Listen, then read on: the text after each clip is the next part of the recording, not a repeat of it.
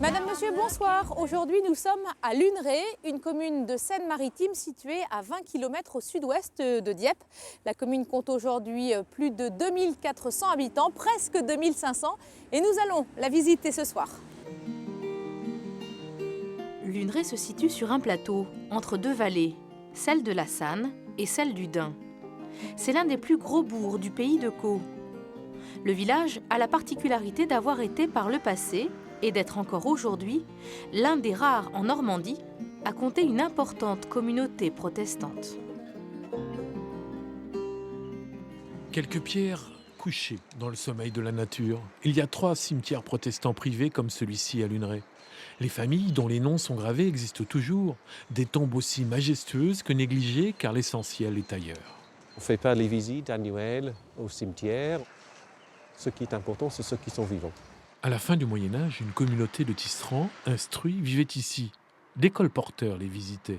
Ce sont ces voyageurs qui ont très vite répandu la réforme. Jean Venable était le plus célèbre d'entre eux. Jean Venable est venu apporter sous le couvert de son manteau les cotons, les fils, mais il avait aussi le livre qui est la Bible. Puis vers le temps des guerres de religion et des persécutions, un siècle de bûchers et de massacres, les villes se vident. Les protestants fuient en Angleterre ou en Hollande, mais rusent aussi. Et ils revenaient quand c'était plus calme, en laissant toujours un frère de la famille qui s'occupait des terres, qui devenait catholique, pour ne pas avoir des problèmes, et qui disait, voilà, maintenant c'est un peu plus paisible, vous pouvez revenir. Luneray, la discrète, loin des villes, devient refuge. Le culte réformé y est pratiqué la nuit, dans des lieux secrets comme ici, avec un code d'entrée pour initiés. On plantait un conifère au plein sud d'une maison. Un conifère, c'était un lieu de culte, et puis 2, c'était un lieu de culte et un lieu de gîte. 5 générations ont prié dans ce grenier, la peur au cœur, car les trahisons étaient fréquentes, avec pour conséquence prison, bagne, enfants arrachés aux parents.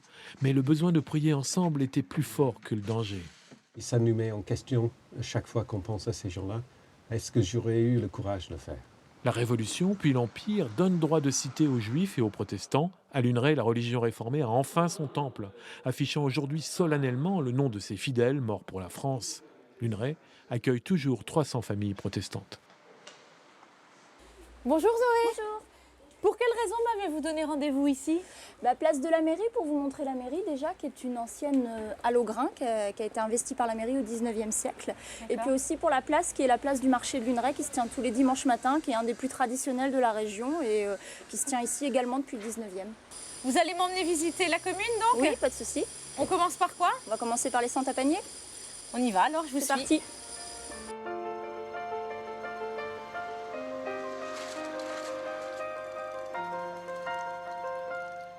Ce petit chemin, Zoé, c'est quelque chose de typique à Luneray ? Oui, tout à fait. Oui. C'est une sente à panier en fait. Donc le principe de la sente à panier, c'est qu'on passe à une personne avec un panier ou une brouette. Et qui étaient les usagers de Principalement les tisserands, Ouais. donc, qui s'en servaient pour transporter les rouleaux de tissu d'un lieu à un autre. Dans la brouette, les sèche-chevaux, vous savez, ces grandes tiges avec les bobines de fil au bout. Et aussi les femmes qui allaient au marché le dimanche matin. D'accord. Il en reste beaucoup dans Luneray de ces petits chemins, de ces petites sentes ? Oui, il en reste pas mal. On peut parcourir le village en fait. Il y a un petit sentier rando qui relie les différentes sentes à panier et les endroits emblématiques du patrimoine de Luneray. En compagnie de Zoé, je parcours quelques-unes des sentes entre les maisons et les jardins. Une belle balade. Là, faut s'accrocher, hein, Zoé. Hop. C'est peut-être pas Et voilà. la météo idéale pour visiter ces petites sentes à panier. Non, pas vraiment.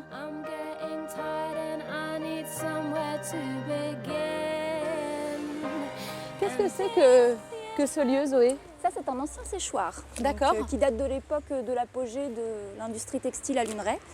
Donc, la particularité de ce bâtiment, c'est ce que vous pouvez voir à l'étage, en fait, les clins en bois qui étaient orientables, en fait. C'est-à-dire qu'on pouvait les ouvrir plus ou moins pour voir la quantité d'air qu'on voulait laisser passer pour laisser sécher les bobines de fil qui étaient à l'intérieur, en fait. D'accord. Ici, il y avait une grosse activité textile ? Au XVIIIe siècle, plus de 40% de la population avait une activité qui était liée de près ou de loin au textile, en fait, que ce soit des marchands, que ce soit directement des artisans. Et la particularité de Luneray, c'est comme c'est un milieu assez agricole, les gens, la plupart du temps, l'été, étaient agriculteurs, et l'hiver se mettait au tissage.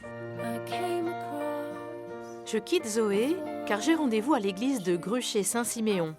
C'est là que les échos de Luneray répètent une fois par semaine.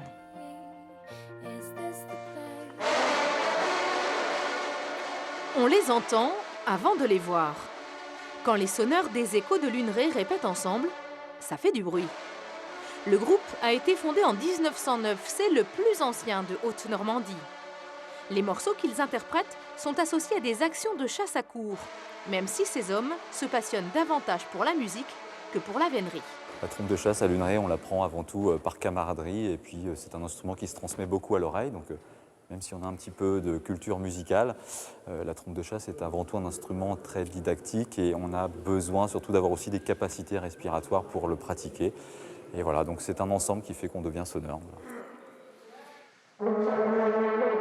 Ils sont 12 dans le groupe. Certains jouent depuis 40 ans. Mais plus surprenant, 2 adolescents ont dernièrement rejoint leurs aînés. J'ai toujours écouté mon père à la maison et depuis que je suis petit, je l'entends répéter et c'est comme ça que j'ai commencé à connaître les morceaux et tout à l'oreille. J'adore la musique donc je m'y retrouve, j'aime bien ça. L'ambiance, la chaise, tout ça, c'est mon truc. Et l'ambiance, là, il n'y a que des vieux. Hein. Ouais, mais non, on rigole bien quand même. De la bonne humeur, mais aussi beaucoup de travail.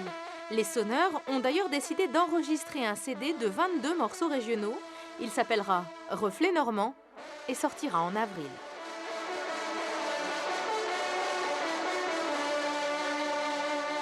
On va laisser les échos de Luneray poursuivre leur répétition. J'espère que vous avez apprécié notre balade dans la commune. Je vous donne rendez-vous jeudi prochain pour découvrir un autre village de Haute-Normandie.